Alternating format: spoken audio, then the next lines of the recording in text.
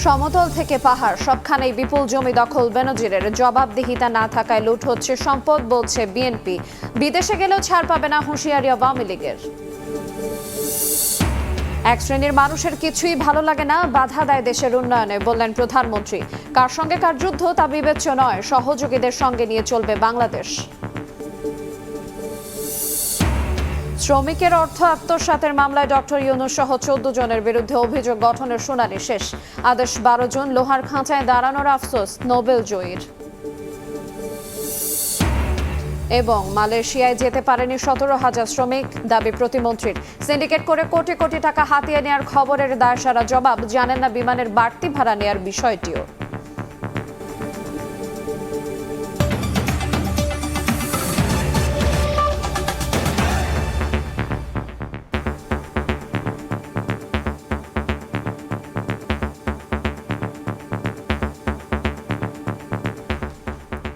দেখছিলেন শিরোনাম, প্রবাসের সময়ের সঙ্গে আছে আইরিন আয়াত। গোপালগঞ্জের শাহাপুরে savanna eco resort and natural park নির্মাণের আগে সাবেক আইজিপি বেনজির আহমেদ নিজে দাঁড়িয়ে ড্রোন ক্যামেরা দিয়ে প্রথমে নকশা করেন, পরে ফসলি জমিতে পিলার দিয়ে দখলে নেয় তার লোকজন। স্থানীয়দের ভয়ভীতি দেখিয়ে লিখে নেন সম্পত্তি। গোপালগঞ্জ প্রতিনিধি জয়ন্ত শিরালিকের সঙ্গে নিয়ে আরও জানাচ্ছেন সঞ্জয় কর্মকার। অভিজিৎ ছবি তুলেছেন শাহাদাত আকুন। গোপালগঞ্জের শাহপুর ইউনিয়ন, এখানকার বৈরাগীর টোল গ্রামের বাসিন্দা জুয়েল বল।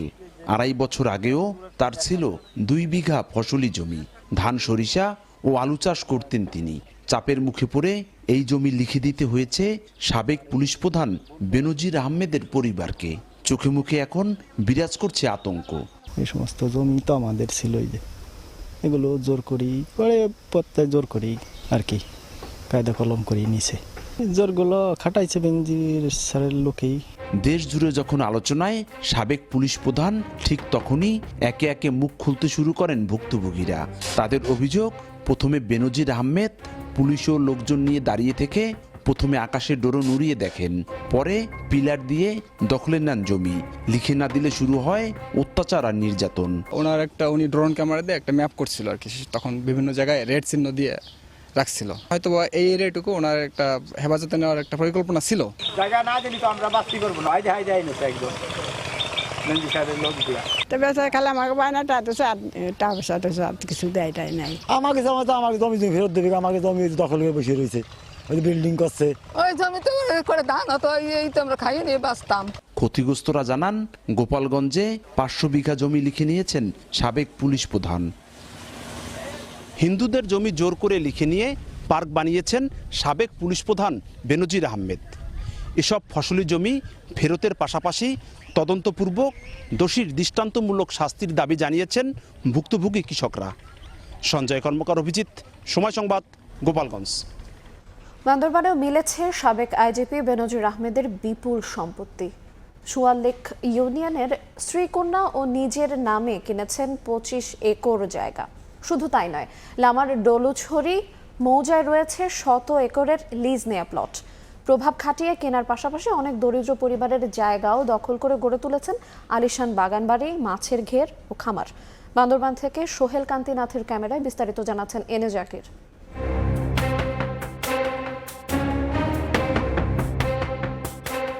সমতল থেকে পাহাড় সবখানেই মিলছে সাবেক আইজিপি বেনজির আহমেদের বিপুল সম্পদের খোঁজ। এবার বান্দরবানের সুয়ালক ইউনিয়নের মাছের পাড়া এলাকায় স্ত্রী জিশান মির্জা, মেয়ে ফারহিন রিশতা ও নিজের নামে মিলেছে 25 একর জায়গা। শুধু তাই নয়, লামার সর ইউনিয়নের ডলুছড়ি মৌজায় বেনজিরের নামে রয়েছে 25 একরের আরও 4টি প্লট। স্থায়ী বাসিন্দা ছাড়া পার্বত্য এলাকায় জমি কেনার বিধান না থাকলেও শুধু নোটারি পাবলিকের মাধ্যমেই ক্রয় করেছেন বিশালে জায়গা। রেজিস্ট্রি না করায় প্রশাসনের কাছে নেই কোনো তথ্য। এসব জায়গা দেখাশোনার দায়িত্ব দিয়েছেন স্থানীয় এক আওয়ামী লীগ নেতাকে। সেখানে গড়ে তুলেছেন মাছের ঘের, গরুর খামার সহ আলিশান বাগান বাড়ি। শুধু তাই নয়, কাগজে কলমে 25 একর জায়গা কিনলেও প্রভাব খাটিয়ে আশেপাশের আরো অনেকের জায়গা দখলের অভিযোগ স্থানীয়দের। পুলি বেঞ্জি নামে যারা জায়গাও কিনি, তো এখন পাড়া এরা অনেক পাড়া আছে, এখন পাড়া ঘর বাড়িও নাই। আগে 64 পরিবার ছিল স্যার, জোরপূর্বক করে নিয়েছি। 5-6 বছর আগে কিনছি না এটা। পার্বত্য এলাকায় কেনা বেনজিরের এই সম্পত্তির মূল্য কয়েক কোটি টাকা বলে জানান স্থানীয় ইউপি চেয়ারম্যান। ইঞ্জিনিয়ার আহমেদ নামে আমার 16 যুদ্ধনের 16 মোজা একটা জায়গা আছে, উনি ইতিমধ্যে জোট পারমিট করেছেন। প্রায় অনুমানিক কয়েক কোটি টাকা সম্পদ হবে।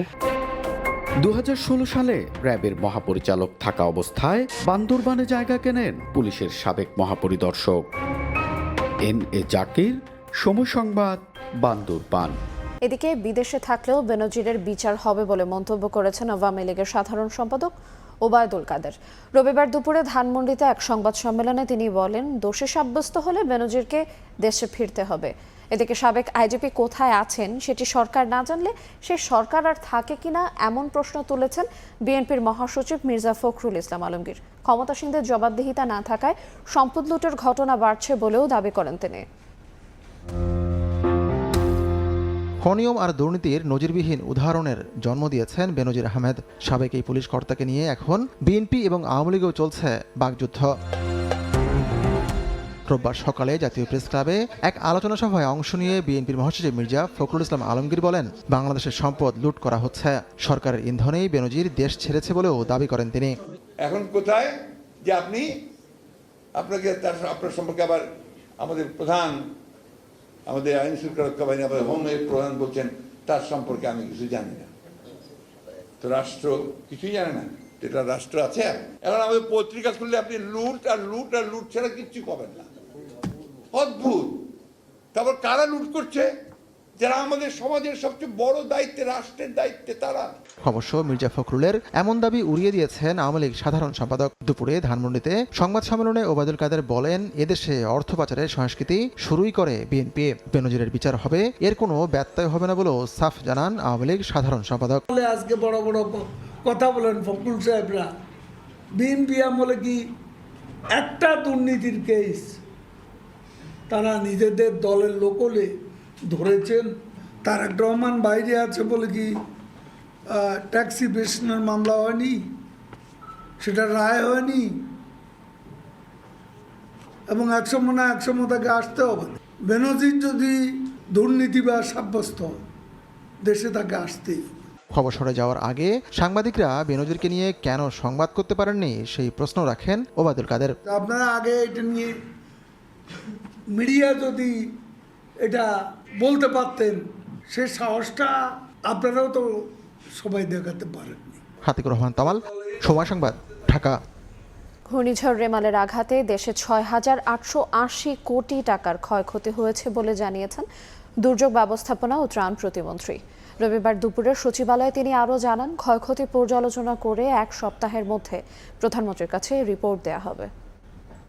6,880 কোটি টাকার একটা খরচের আমাদের একটা একদম জেলা ভিত্তিক হিসাব আমরা একটা পেয়েছি। সমস্ত হিসাবগুলি নিয়ে ঐক্যবদ্ধভাবে 9 তারিখ সেটাকে কমপ্লিট করে পরবর্তীতে আমরা মাননীয় প্রধানমন্ত্রীর হাতে দিব।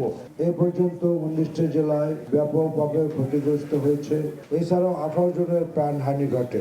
এই 19টি জেলায় ক্ষতিগ্রস্তদের অনুকূলে ত্রাণ কার্য নগদ 5,75,00,000 টাকা, 5,500 মেট্রিক টন চাল বিতরণ করা হয়েছে।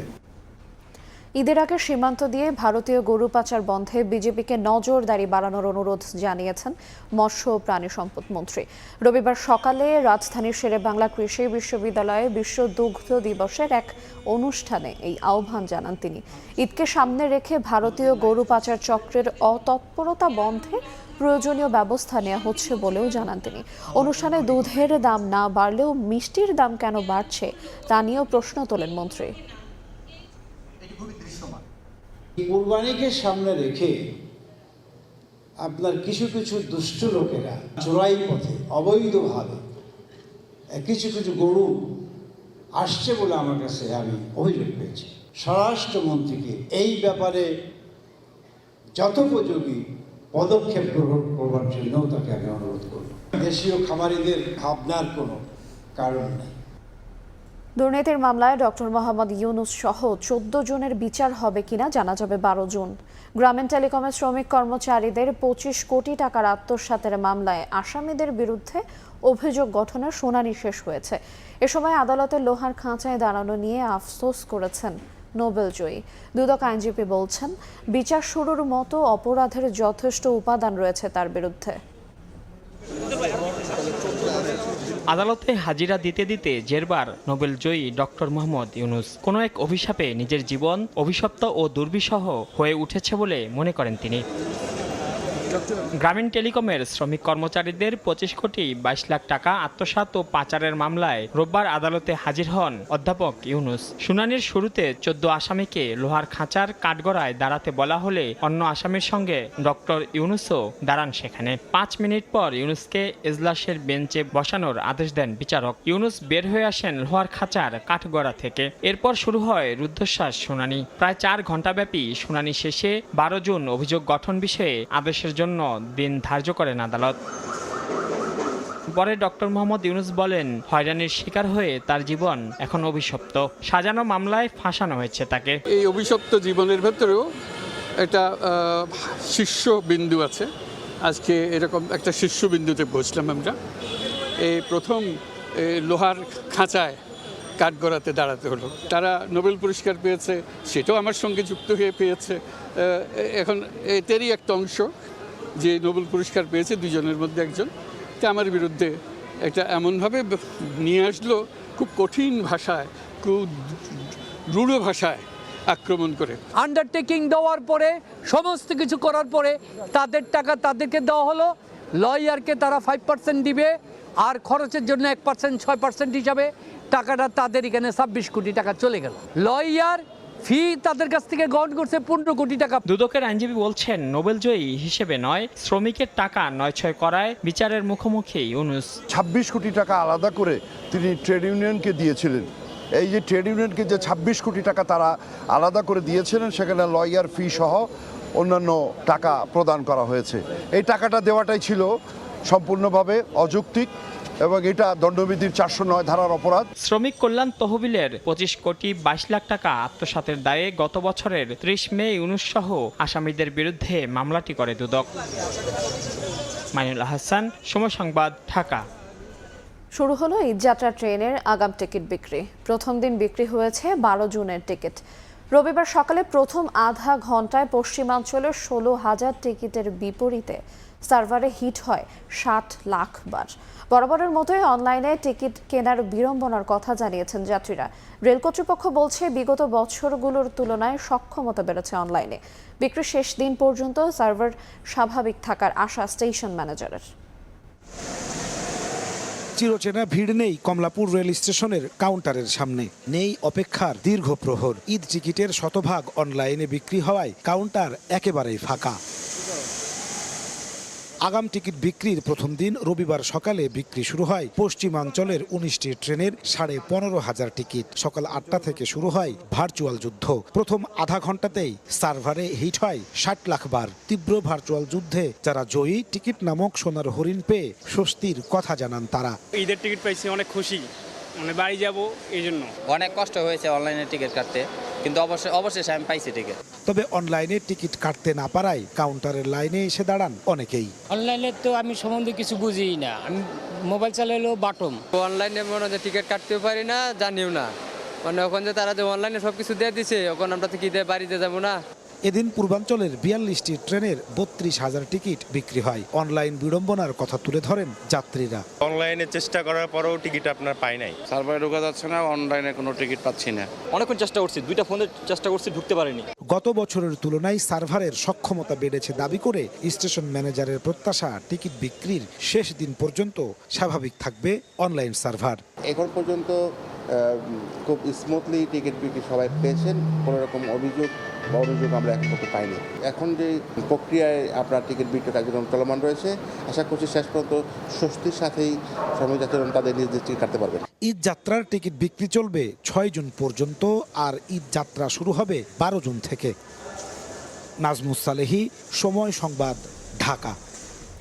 এখন পর্যন্ত টিসিবির ফ্যামিলি কার্ড দেয়া হচ্ছে নিম্ন আয়ের মানুষদের। তবে বাণিজ্য প্রতিমন্ত্রী জানিয়েছেন, আসন্ন অর্থবছরে মধ্যবিত্তদেরও এই আওতায় আনা হবে। রবিবার মিরপুরে টিসিবির জুন মাসের বিক্রি কার্যক্রম উদ্বোধনী অনুষ্ঠানে প্রতিমন্ত্রী বলেন, বাজারে চাহিদা যোগানের ভারসাম্য স্বাভাবিক রাখতে শিগগিরই পণ্য মজুতের কৌশল গ্রহণ করতে চায় সংস্থাটি।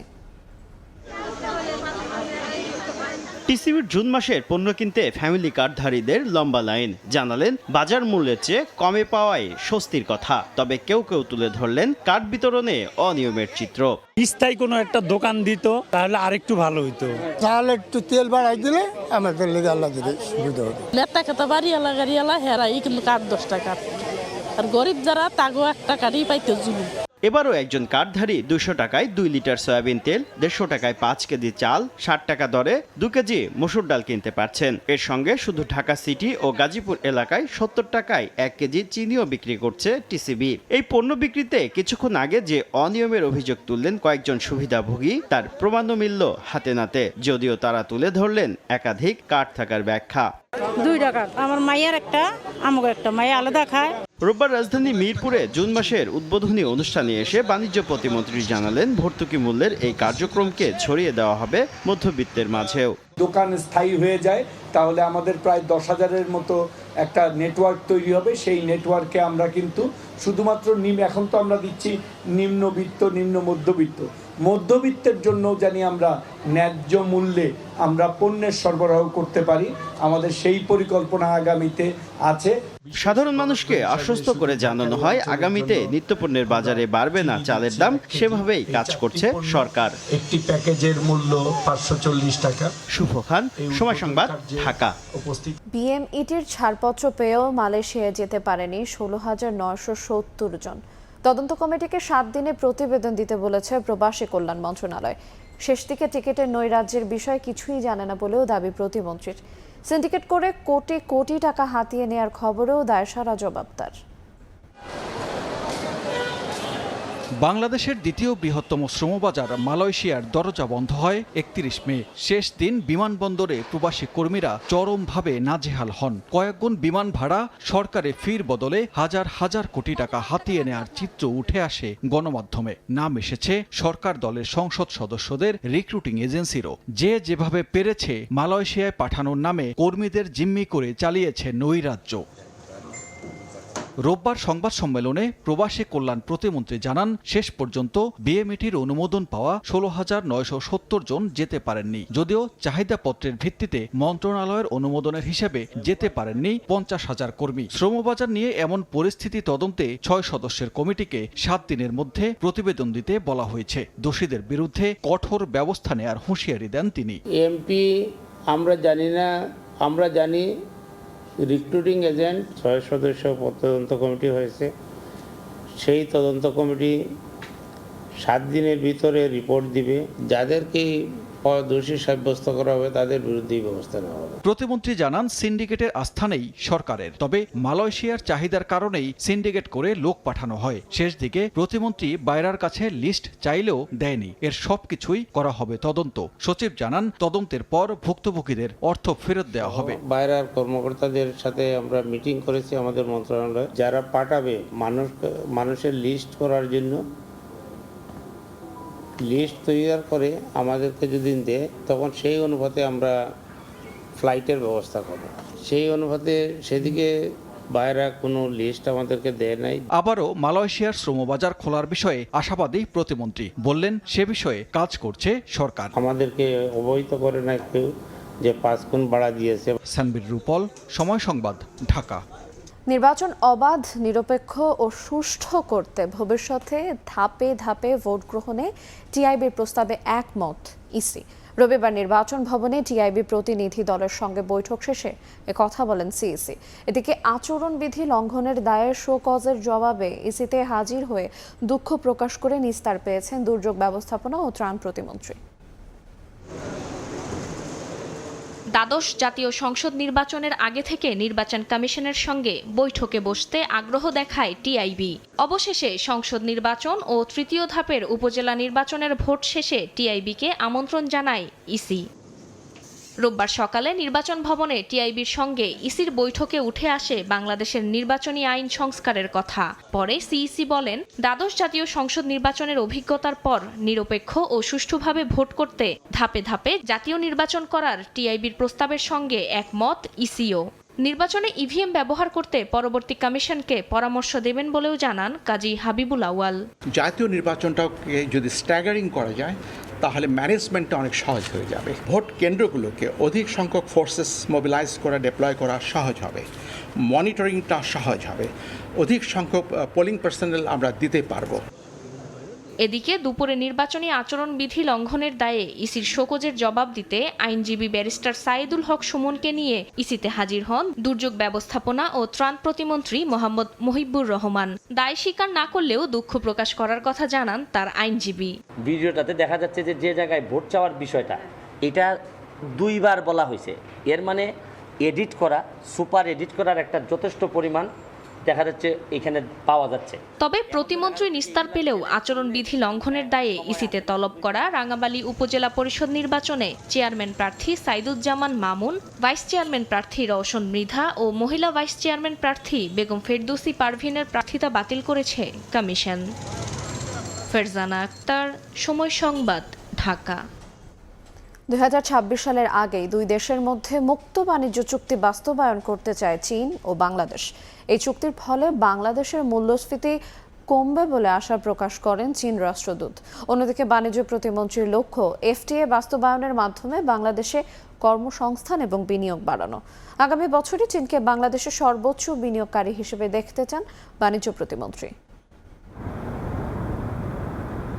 স্বল্পোন্নত দেশ থেকে 2026 সালে উন্নয়নশীল দেশে উত্তরণ করবে বাংলাদেশ। এই অর্জন উল্লেখযোগ্য হলেও কিছু চ্যালেঞ্জও তৈরি হবে। 2026 সালের পর স্বল্পোন্নত দেশ হিসেবে উন্নত ও উন্নয়নশীল দেশে পণ্য রফতানির সময় শুল্ক ও কোটামুক্ত প্রবেশাধিকার সুবিধা হারাবে বাংলাদেশ। ফলে বাংলাদেশের রফতানি বাজার সংকোচনের আশঙ্কা রয়েছে। এসব চ্যালেঞ্জ মোকাবেলা করে এলডিসি উত্তরণের পর শুল্কমুক্ত সুবিধা বজায় রাখতে বিভিন্ন দেশের সঙ্গে এফটিএ বা মুক্ত বাণিজ্য চুক্তি করতে আগ্রহী বাংলাদেশ। তবে এই চুক্তি বাস্তবায়নের আগে বিভিন্ন পর্যায়ে দর কষাকষি হবে সংশ্লিষ্ট দেশগুলোর সঙ্গে। রোববার China Bangladesh free trade agreement a mutual beneficial and win win choice শীর্ষক সেমিনারের আয়োজন করে চীন দূতাবাস, যেখানে চীনা রাষ্ট্রদূত মন্তব্য করেন মুক্ত বাণিজ্য চুক্তি বাংলাদেশের জন্য উল্লেখযোগ্য সুবিধা নিয়ে আসবে। শুল্ক হ্রাসের প্রভাব হিসেবে আমদানি মূল্য হ্রাস পাবে। এটি বাংলাদেশের মূল্যস্ফীতি হ্রাসে অবিলম্বে প্রভাব ফেলবে। এছাড়াও এফটিএ কেবল বাণিজ্যিক সুবিধা নয়, বরং রাজনৈতিক দূরদর্শিতাও বলে মনে করেন চীনা রাষ্ট্রদূত। It is not a trade issue, it is a political issue. It needs political vision, determination and leadership. This will have an immediate effect on elevating inflation in Bangladesh.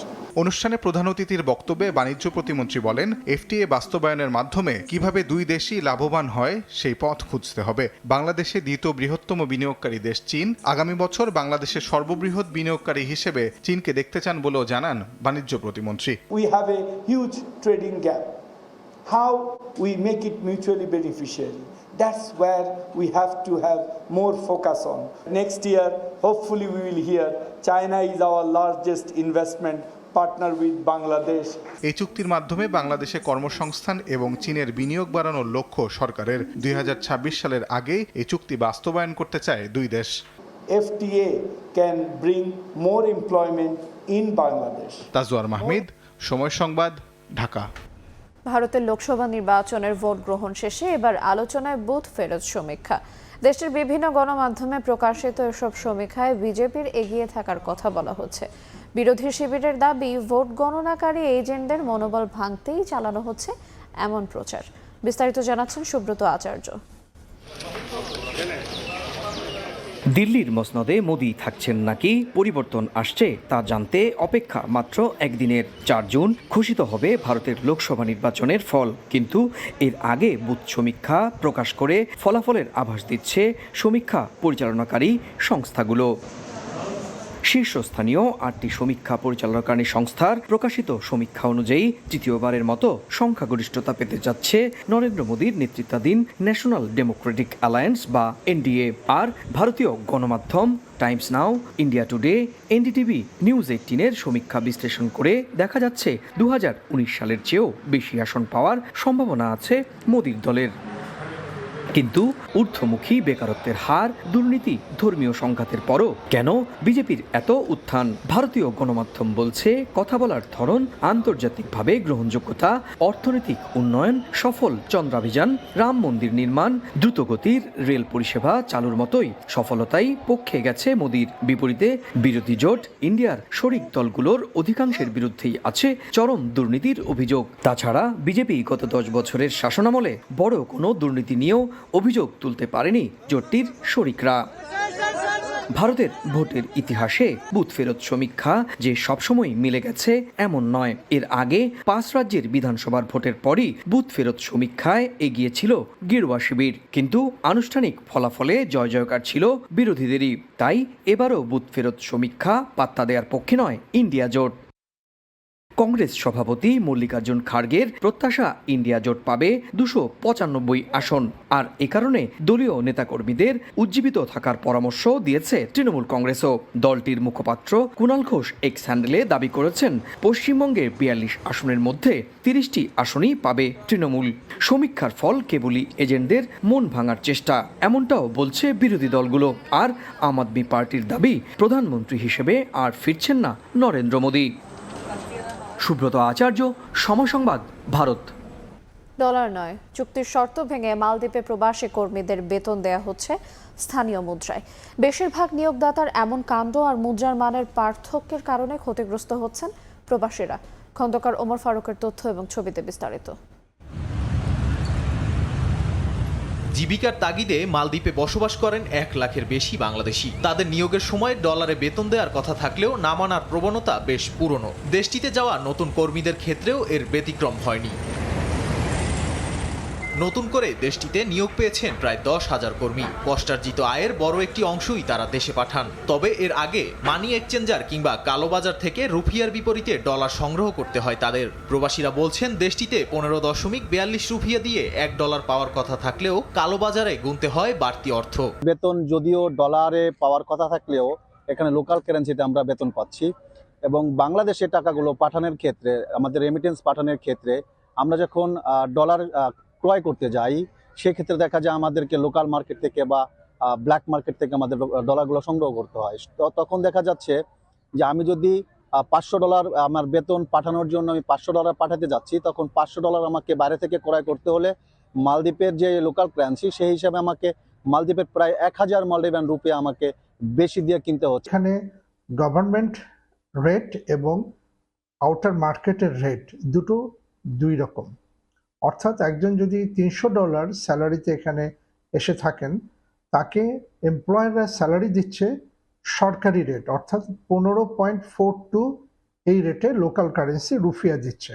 যদি বাংলাদেশের একটা ব্যাংক এখানে স্থাপন করা হতো, তাহলে হয়তো কিছুটা হলেও আমাদের মুক্তি হতো। যেমন আমাদের পার্শ্ববর্তী দেশগুলো আছে, শ্রীলঙ্কা, ইন্ডিয়া সহ, তারা কিন্তু অনেকটাই সুযোগ সুবিধা তাদের নিজস্ব ব্যাংক থেকে পাচ্ছে। মালদ্বীপে পার্শ্ববর্তী কয়েকটি দেশের ব্যাংকিং সুবিধা থাকলেও নেই বাংলাদেশি কোনো ব্যাংকের বাণিজ্যিক শাখা। এ সমস্যার দ্রুত সমাধানও চান প্রবাসী বাংলাদেশিরা। এ নিয়ে আশ্বাস দিলেন বাংলাদেশ মিশনের শ্রম কাউন্সিলর সোহেল পারভেজ। মালদ্বীপ থেকে লোকাল কারেন্সি দিয়ে বাংলাদেশে রেমিটেন্স পাঠানো সম্ভব নয়, সেক্ষেত্রে ডলার দিয়েই রেমিটেন্স পাঠাতে হয়। অনেক ক্ষেত্রেই ব্যাংক থেকে কিন্তু সরকারি যে হার, সেই হারে ডলার সংগ্রহ করা সম্ভব হয় না। এই বিষয়টি আমরা অবগত আছি, এবং এই বিষয়ে আমরা মালদ্বীপ সরকারের অর্থ মন্ত্রণালয় সহ বিভিন্ন মন্ত্রণালয়ে মাননীয় হাইকমিশনার স্যার সহ যোগাযোগ করা হয়েছে। তো আমাদের হাইকমিশনের পক্ষ থেকে এই বিষয়টি সমাধানের জন্য প্রচেষ্টা অব্যাহত রয়েছে, এবং প্রচেষ্টা আমরা চালিয়ে যাব ইনশাআল্লাহ। মালদ্বীপে যে কোনো বাণিজ্যিক ব্যাংকের শাখা চালু হলে প্রবাসীদের সমস্যা সমাধানের পাশাপাশি বৈধ পথে রেমিটেন্সের প্রবাহ বাড়বে বলে মনে করেন সংশ্লিষ্টরা। সময় সংবাদ, মালদ্বীপ। উৎসবমুখর পরিবেশে যুক্তরাজ্যের লুটনে হয়ে গেল দেশি কালার্স প্রেজেন্টস ঈদ মেলা 2024। রবিবার লুটন কমিউনিটি সেন্টারে এই মেলা অনুষ্ঠিত হয়। এতে বাংলাদেশের পাশাপাশি ভারত ও পাকিস্তানের নারী উদ্যোক্তারা পোশাক, গহনা স্টল নিয়ে অংশ নেন। মেলায় মোট 14টি স্টলে অংশগ্রহণ করেন তারা। পোশাকের পাশাপাশি দেশীয় নানা রকম পিঠা, ফুচকা, চটপটের স্টলও ছিল। সেই মেলায়। ঈদ মেলা পরিণত হয় প্রবাসীদের মিলন মেলায়। লুটনে প্রথমবারের মতো এই ধরনের মেলায় অংশগ্রহণ করতে পেরে উচ্ছ্বসিত ক্রেতা ও দর্শনার্থীরা। বাংলাদেশের পোশাক ও শিল্প সংস্কৃতি বিদেশিদের কাছে পরিচয় করিয়ে দেওয়ার লক্ষ্যে ভবিষ্যতে এমন আয়োজন অব্যাহত থাকবে বলে জানান উদ্যোক্তারা। পর্যায়ে শীর্ষ সংবাদগুলো জানিয়ে দেব আরেকবার। সমতল থেকে পাহাড় সবখানেই বিপুল জমি দখল, বেনজিরের জবাবদিহিতা না থাকায় লুট হচ্ছে সম্পদ, বলছে বিএনপি। বিদেশে গেলেও ছাড় পাবে না, হুঁশিয়ারি আওয়ামী লীগের। এক শ্রেণীর মানুষের কিছু ভালো লাগে না, বাধা দেয় দেশের উন্নয়নে, বললেন প্রধানমন্ত্রী। কার সঙ্গে কার যুদ্ধ তা বিবেচ্য নয়, সহযোগীদের সঙ্গে নিয়ে চলবে বাংলাদেশ।